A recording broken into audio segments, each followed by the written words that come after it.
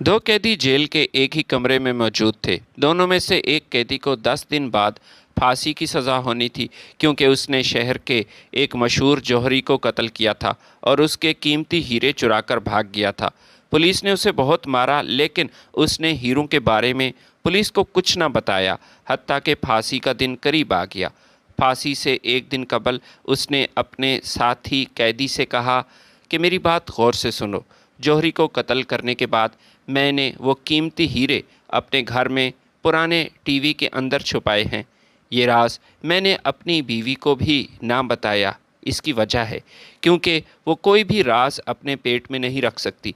जब तुम कैद से आज़ाद होना तो उस टीवी से वो 20 हीरे निकाल लेना, बड़ी ही राजदारी के साथ उन्हें किसी दूसरे शहर में जाकर फ़रोख्त करना।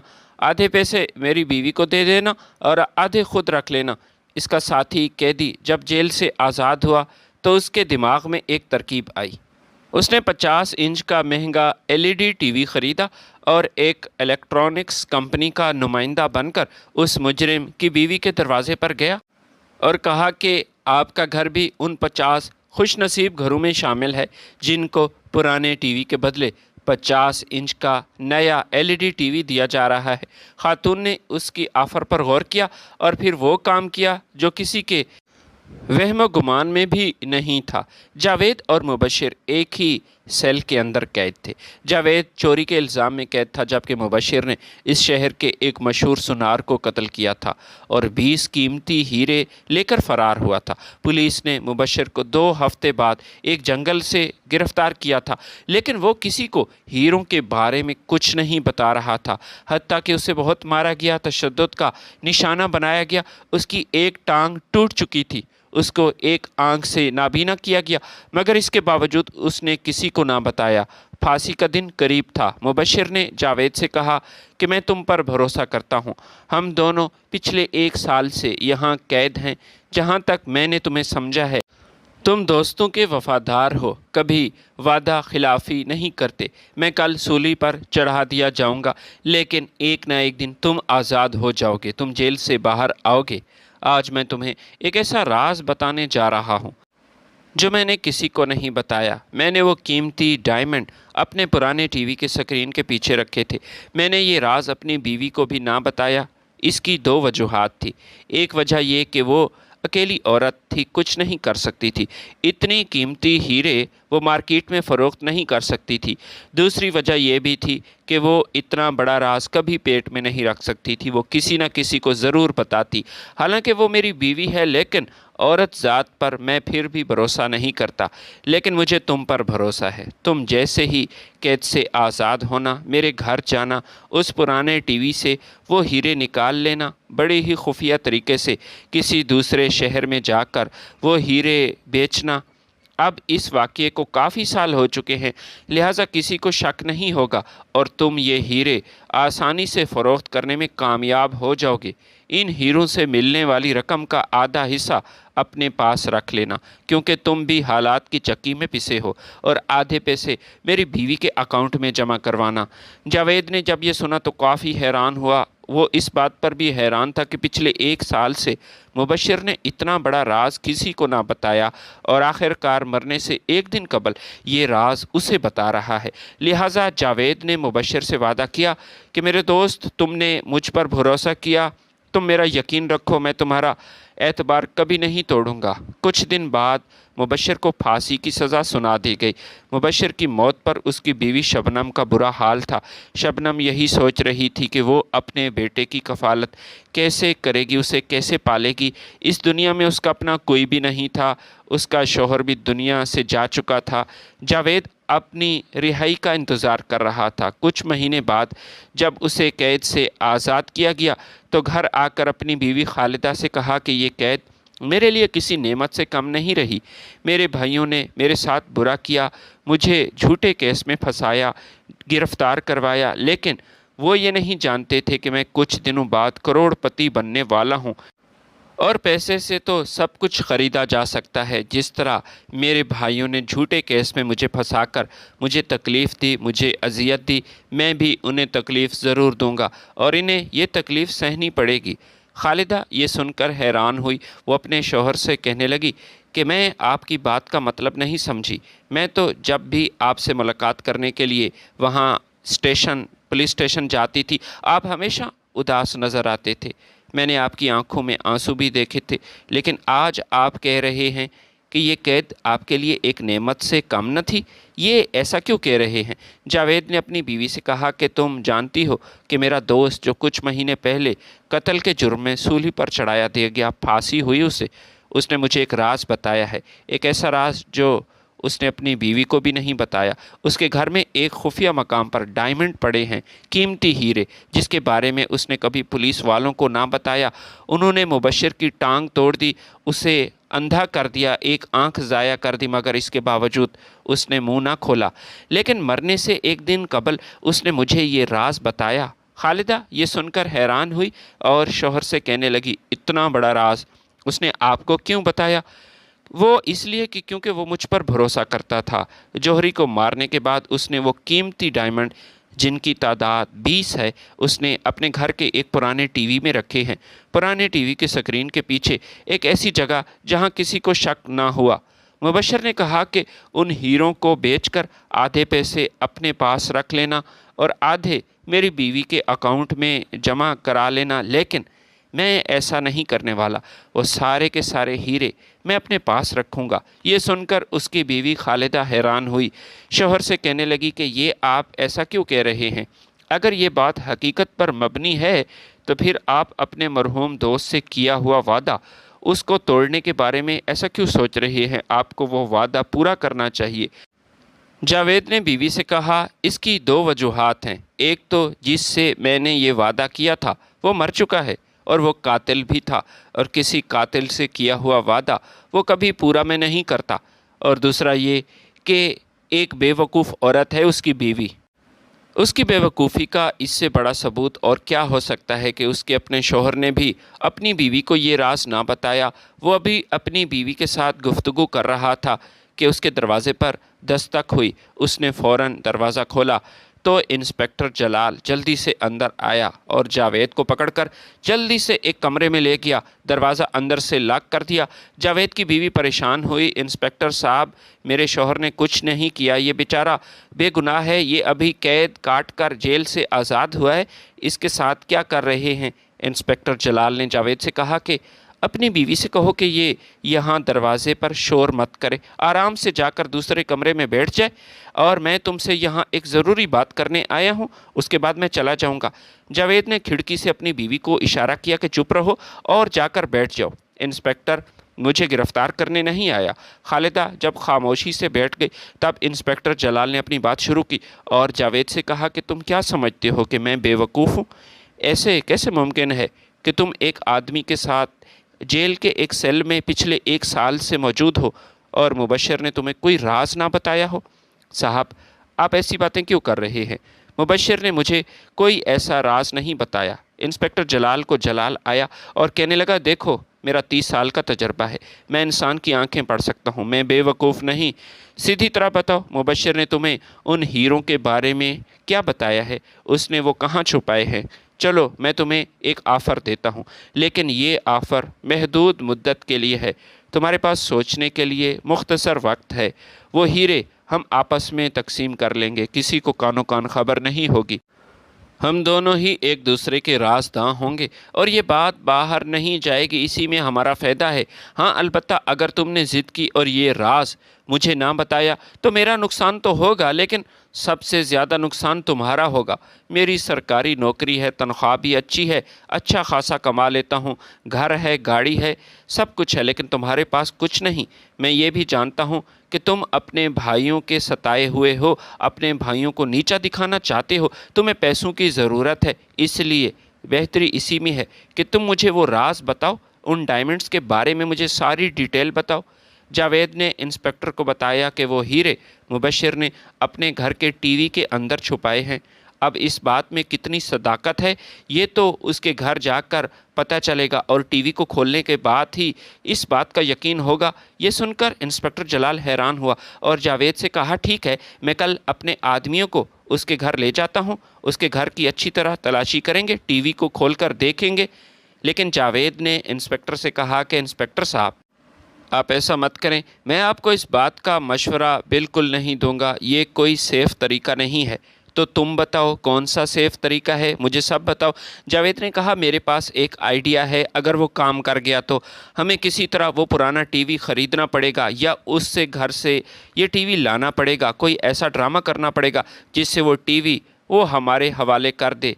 इंस्पेक्टर ने कहा, फिर ठीक है, ऐसी बात है तो तुम किसी कंपनी का नुमाइंदा बनकर जाओ उनके दरवाज़े पर और यही कहना कि कुरंदाजी में आपका घर भी शामिल है, जिनको नया एलईडी टीवी दिया जाएगा, बदले में आपको अपना पुराना टीवी सबूत के तौर पर हमारे हवाले करना पड़ेगा। उसे शक भी नहीं होगा, खुश हो जाएगी और वो टीवी हमारे हवाले कर देगी। जावेद को ये आइडिया पसंद आया। इंस्पेक्टर साहब ने एक 50 इंच का बड़ा टीवी ख़रीद कर जावेद को दिया और कहा कि ये 60,000 का टीवी मैंने ख़रीदा है, अब इसे आगे तुम्हारी ज़िम्मेदारी है कि तुमने इस मंसूबे को कैसे पाए तकमील तक पहुंचाना है। जावेद ने वो एलईडी टीवी एक लोडर पर रखा और फिर शबनम के घर की तरफ रवाना हुआ।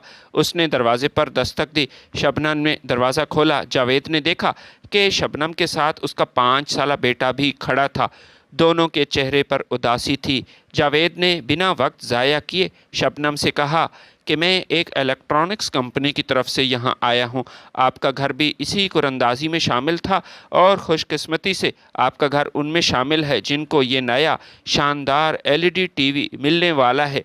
बदले में आप अपने घर का वो पुराना टीवी हमारे हवाले कर दें। ये सुनकर शबनम की खुशी का कोई ठिकाना नहीं था, लेकिन उसने जावेद से पूछा कि आप लोग हमसे ये पुराना टीवी क्यों ले रहे हैं। जावेद ने कहा कि ये कंपनी की पॉलिसी है और ये सबूत के तौर पर, ताकि हम दिखा सकें कि किस किस घर हमने वो नया एलईडी टीवी पहुंचाया, हमने किन किन घरों में ये नए इनामात दिए। शबनम ने जावेद से दरख्वास्त की कि भाई साहब, अगर मुमकिन हो सके तो आप इस बड़े टीवी की बजाय हमें इसकी कीमत दे दें, पैसे दे दें। हमें पैसों की ज़रूरत है, ये आपका हम पर एहसान होगा। मेरे शौहर को फांसी हो चुकी है और घर में कोई कमाने वाला बिल्कुल नहीं। मुझसे जितना हो सकता है मैं काम करती हूँ, लोगों के घरों में मुझे अगर काम मिल जाए वो भी करती हूँ, लेकिन मैं एक अकेली औरत हूँ। एक अकेली औरत के लिए ये घर संभालना आसान नहीं। जावेद ने इंस्पेक्टर से फ़ोन पर रब्ता किया तो इंस्पेक्टर ने कहा, ठीक है, हम उसे कैश दे देते हैं, वो टीवी वापस ले आओ। फिर उस शबनम के अकाउंट में उन्होंने 60,000 रुपये भेजे। शबनम ने जावेद को दुआएं दी और फिर वो टीवी उनके हवाले कर दिया। वो पुराना टीवी लेकर जावेद वापस आया। जावेद ने वो लोडर पर रखा और खुशी खुशी किराए के मकान की तरफ रवाना हुआ, जहां पहले ही इंस्पेक्टर जलाल उसका बेताबी से इंतज़ार कर रहा था। दोनों बहुत खुश थे और दोनों का एक बड़ा सपना पूरा होने वाला था और उनके दिल की धड़कन तेज़ थी। साथ साथ उनको ये भी खौफ था कि ये बात कहीं झूठ ना हो, इस मुजरम ने मरते वक्त हमसे कोई ऐसा घिनौना मजाक ना किया हो। लेकिन कमरे में जैसे ही उन्होंने वो टीवी खोला, उन्हें अपनी आंखों पर यकीन न आया। स्क्रीन के पीछे एक थैला था और थैले में 20 चमकते हुए हीरे थे। उन दोनों की खुशी का कोई ठिकाना नहीं था और दोनों ही एक दूसरे को मुबारक दे रहे थे। दोनों ने बराबर आपस में वो हीरे बांट लिए। 10 हीरे इंस्पेक्टर जलाल ने अपने पास रख लिए और बाकी 10 उसने जावेद के हवाले किए और फिर जावेद से कहा कि ये हमारी आखिरी मुलाकात है, आज के बाद हम कभी किसी जगह नहीं मिलेंगे। जावेद ने कहा, ठीक है, हम नहीं मिलेंगे, लेकिन मेरी भी एक शर्त है। जिस तरह मेरे भाइयों ने मुझे जेल के सलाखों के पीछे भेजा, मेरी ज़मीन पर कब्ज़ा किया, मैं भी चाहता हूँ कि मेरे भाई वो भी जेल की सलाखों के पीछे जाएं और यहाँ कैद हों। आपको मेरे दोनों भाइयों को गिरफ़्तार करना पड़ेगा और कम से कम 1 साल तक उन्हें कैद में रखना पड़ेगा। इंस्पेक्टर जलाल ने कुछ सोचा और कहा, ठीक है, मैं उन दोनों को किसी झूठे मुकदमे में गिरफ़्तार करता हूँ, किसी न किसी केस में उन्हें फंसाकर, लेकिन आइंदा हम नहीं मिलेंगे, मैं दोबारा कह रहा हूँ। जावेद ने कहा, इंस्पेक्टर साहब, वो आपकी बात ठीक है, लेकिन मेरा दिल कहता है कि हमारी मुलाकात कम से कम एक दफ़ा ज़रूर होगी। जिस पर इंस्पेक्टर ने जावेद को धमकी दी कि हरगिज़ नहीं, ऐसी गलती मत करना। अगर तू जानबूझकर मेरे सामने आया तो मैं तुम्हें मार दूंगा, गोली मार दूंगा।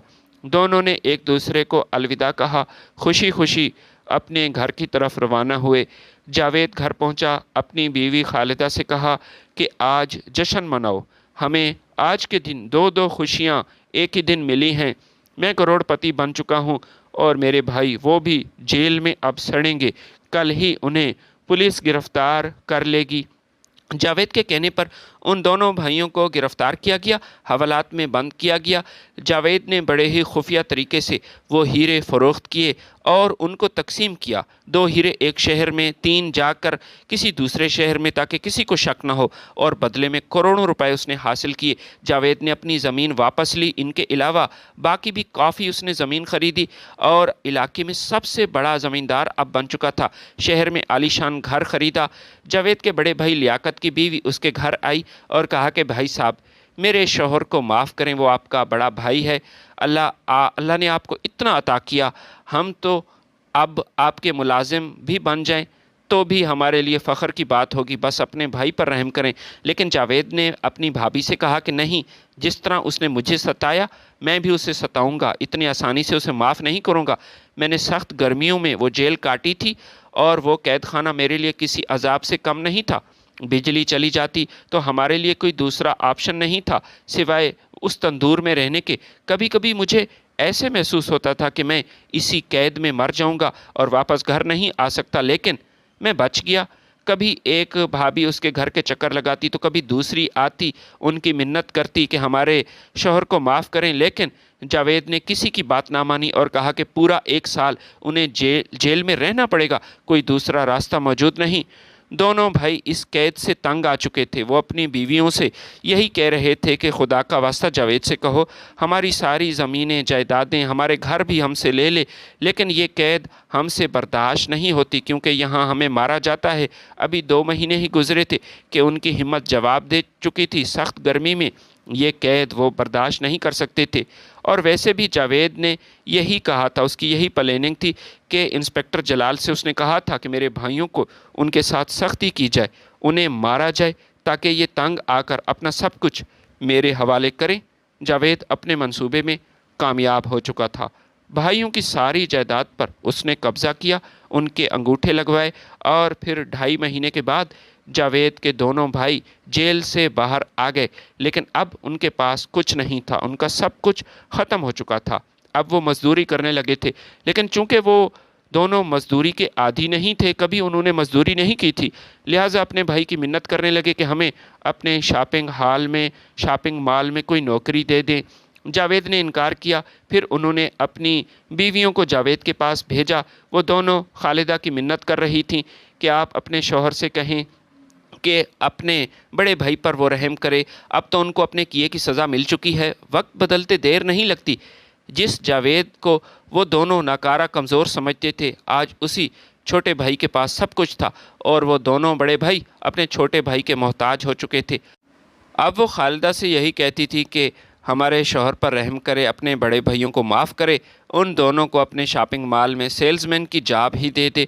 खालिदा ने इन्हें तसल्ली दी और कहा, आप घर वापस जाएं, मैं जावेद से बात करूंगी और मुझे उम्मीद है कि जावेद मेरी बात मानेगा। जावेद जब घर आया तो खालिदा ने कहा कि अब बस करें, खुदा का खौफ करें, वो आपके बड़े भाई हैं। माना कि उनसे गलती हुई, लेकिन इन्हें अपनी गलती की सज़ा भी मिल चुकी है, उनका सब कुछ ख़त्म हो चुका है।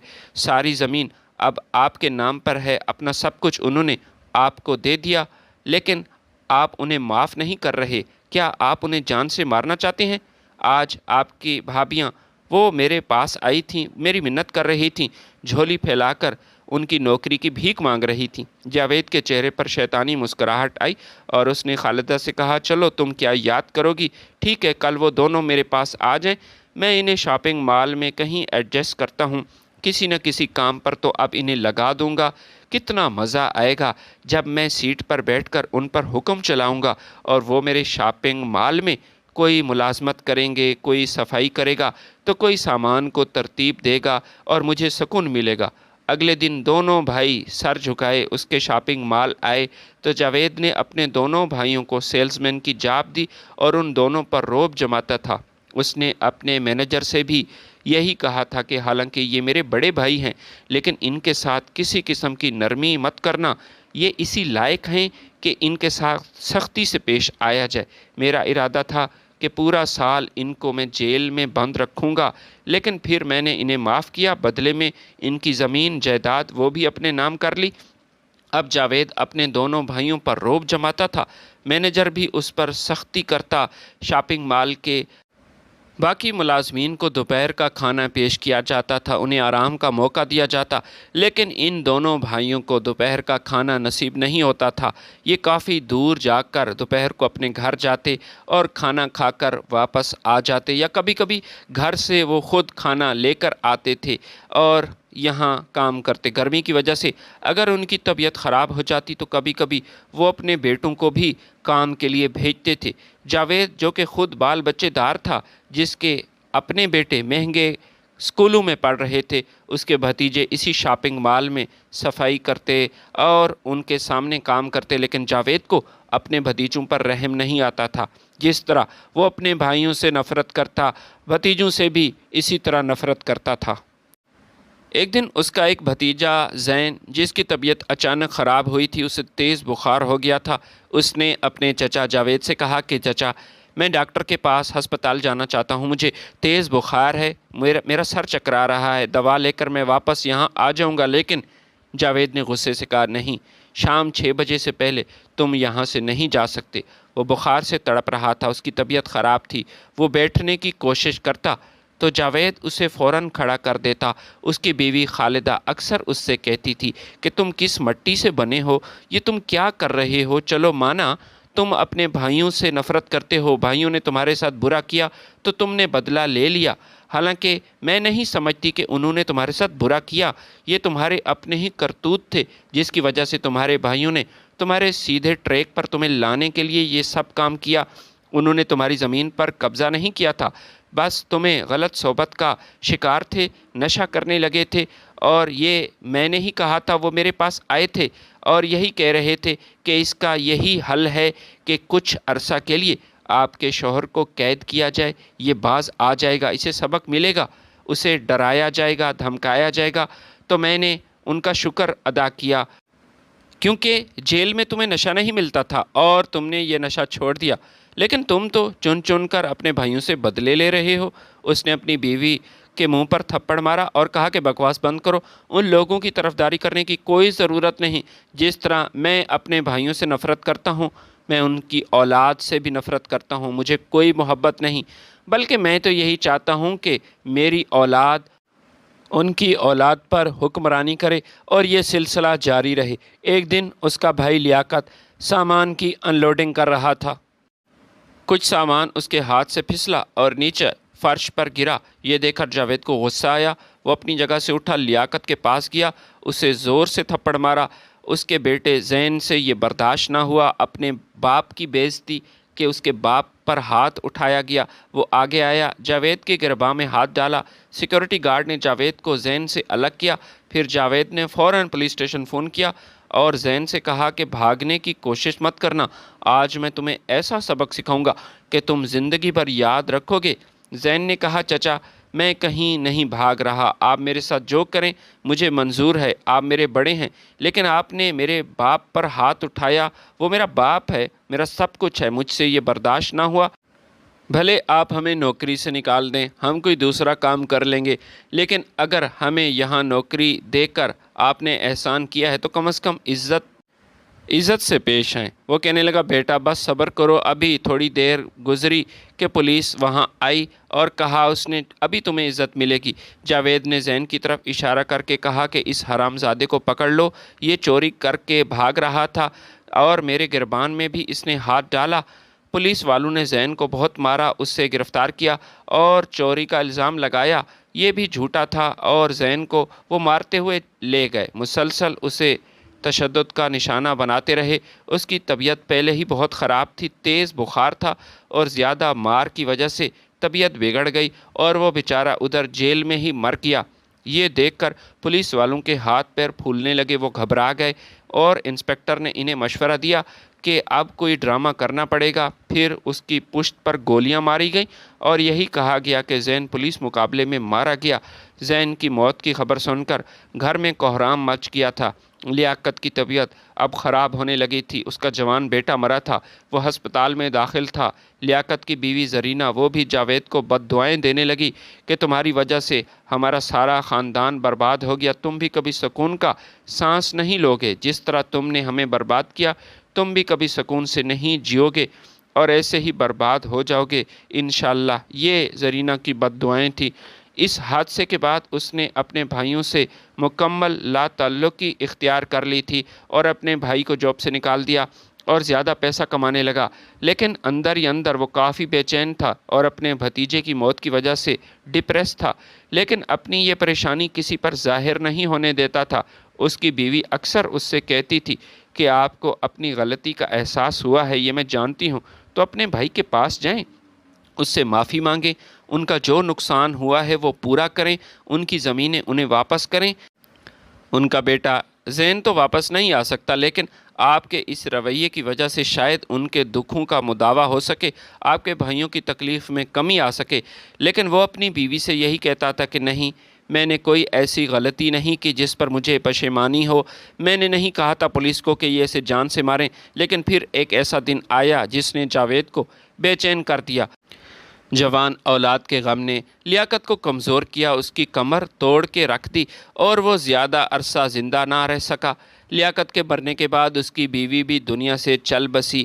اب جاوید کو اپنی غلطی کا احساس ہونا شروع ہوا۔ وقت کے ساتھ ساتھ اس کی حرکات میں، رویے میں عجیب تبدیلی آ چکی تھی۔ وہ بار بار گھر کا دروازہ بند کرتا، اپنی بیوی سے کہتا کہ دروازہ کس نے کھول دیا؟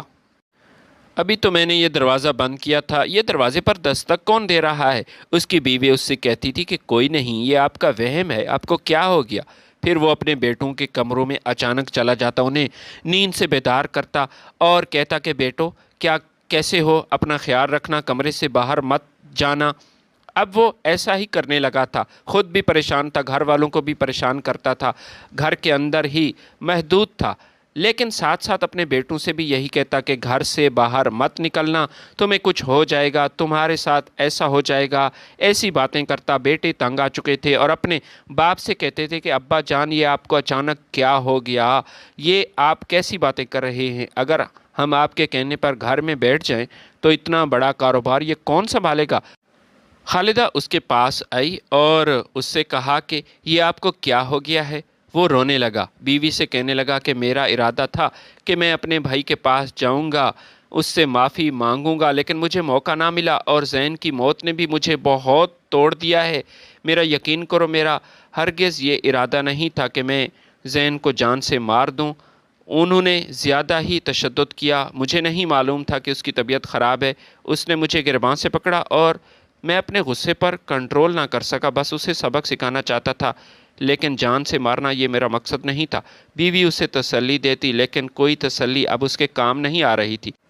اس کی حالت روز بروز خراب ہو رہی تھی، وہ چھت کی طرف اشارہ کرتا، کمرے تک محدود ہو چکا تھا، گھر کے صحن میں بھی نہیں آتا تھا، اور اب وہ اپنے باپ سے کہتے کہ آئیں ہم آپ کو ہسپتال لے جاتے ہیں۔ وہ بیٹوں سے کہتا کہ میں بالکل ٹھیک ہوں، مجھے کوئی بیماری نہیں۔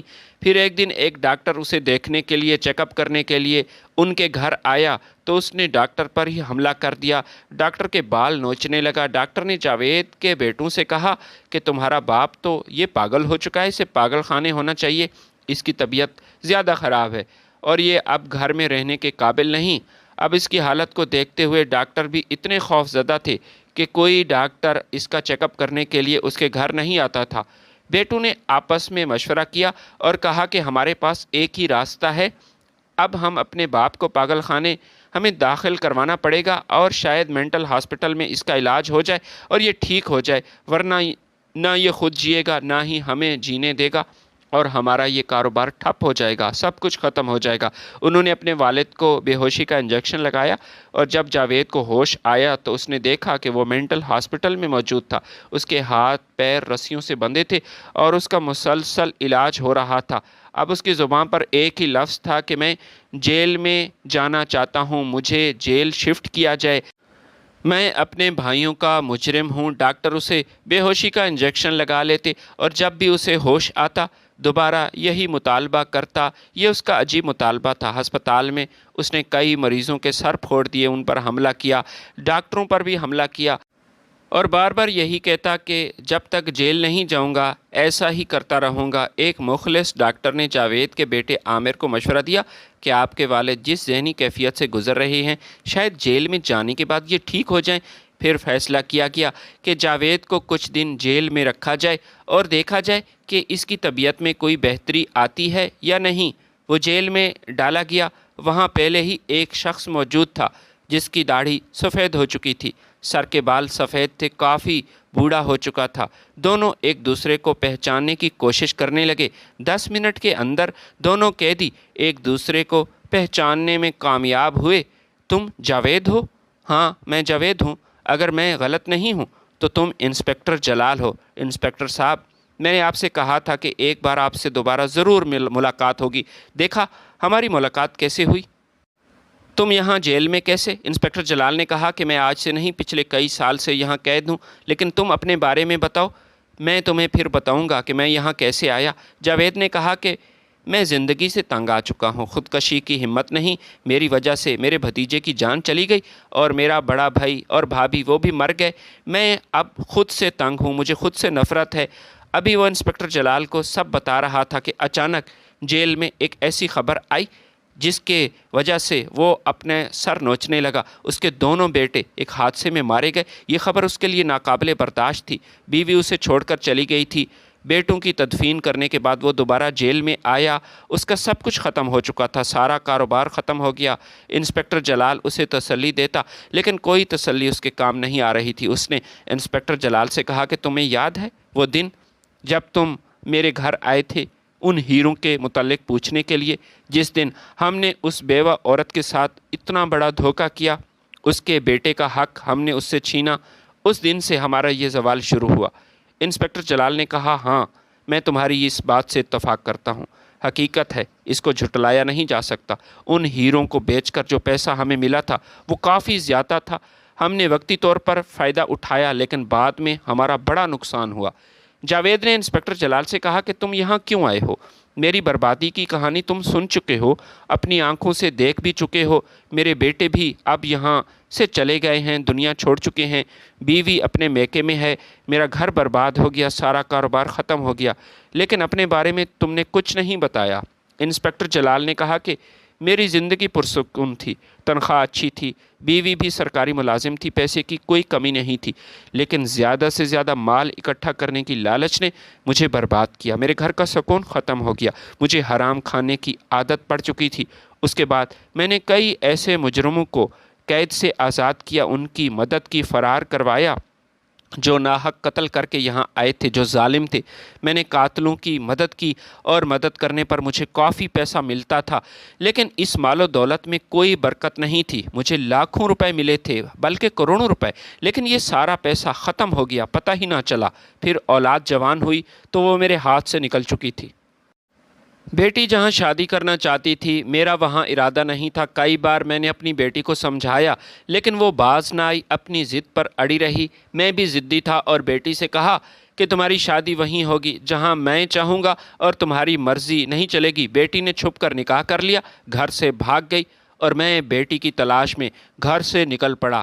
میری بیوی مجھ سے یہی کہتی تھی کہ آپ اپنی بیٹی سے لا تعلق ہو جائیں، اپنی جائیداد سے اسے آگ کر دیں، لیکن اسے زندہ رہنے دیں، اسے اپنی زندگی جینے دیں، اسے جان سے مت ماریں۔